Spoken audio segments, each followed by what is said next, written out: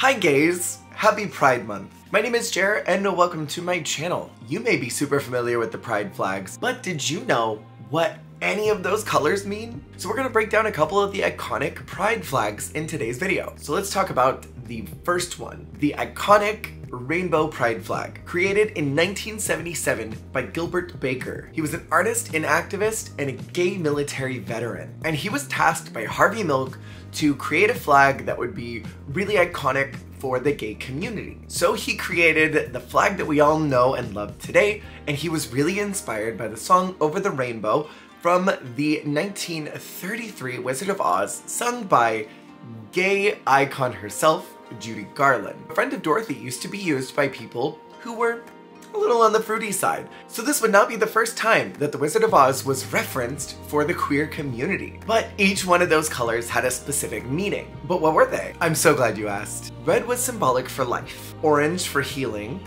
yellow for sunshine, green for nature, blue for serenity, and purple for spirit, which is probably why we still use purple to this day in remembrance of all the queer people who have lost their lives due to bullying and violence. Now let's talk about the bisexual flag. This flag was created in 1998 by Michael Page. The pink in this flag represents same-sex attraction, whereas the blue represents opposite-sex attraction. Easy enough, right? And the purple in this flag represents that seamless blending of both those attractions into one. And according to some research, it says that over 58% of the LGBTQ+ community are bisexuals, making up more than half of our community.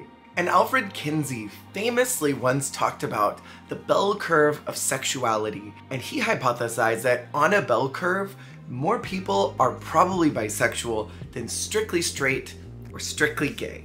And that's also really cool. Coming up next is the trans flag, created in 1999 by Monica Helms. The colors of the trans flag are pretty self-explanatory.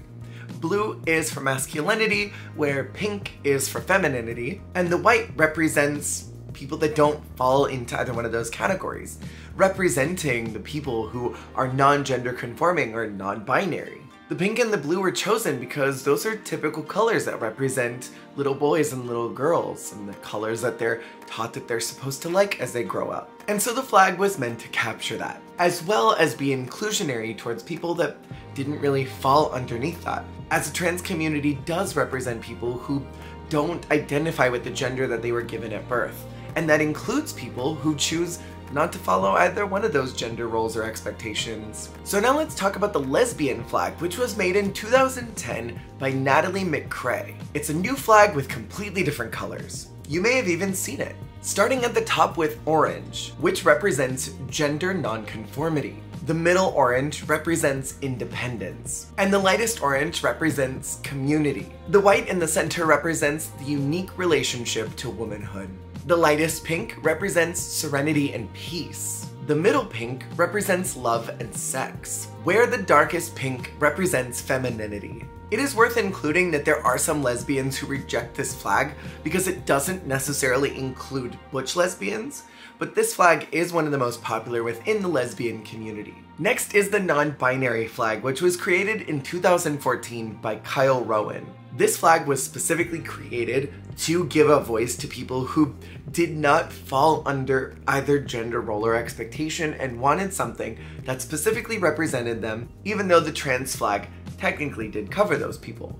Yellow represents people who do not feel that they fall under the cisgender binary roles of male or female. White represents multi-gendered people. Lavender represents people who are a mix of both male and female. And black represents people who are agender. This flag is typically used by people who refer to themselves in alt pronouns such as they or them, or other pronouns like fey, fair, or they, them. And of course, there are so many other flags which did not get discussed in today's video, like the asexual flag, the pansexual flag, the strictly gay flag, and of course, the Progress Pride flag. Happy Pride Month to all of you. I hope that it is a fantastic month, and I have tons of videos lined up for this month talking about our queer history, people who are important to the queer community, and just some really fun things that I've been planning for the last year. Be sure to check out some of those videos as they come up, and I hope you have a lovely and safe Pride Month. Thank you for watching, and I will see you on the flip. Hey, thank you so much for watching. If you liked the video, make sure to click that like button. And if you want to see more, hit subscribe.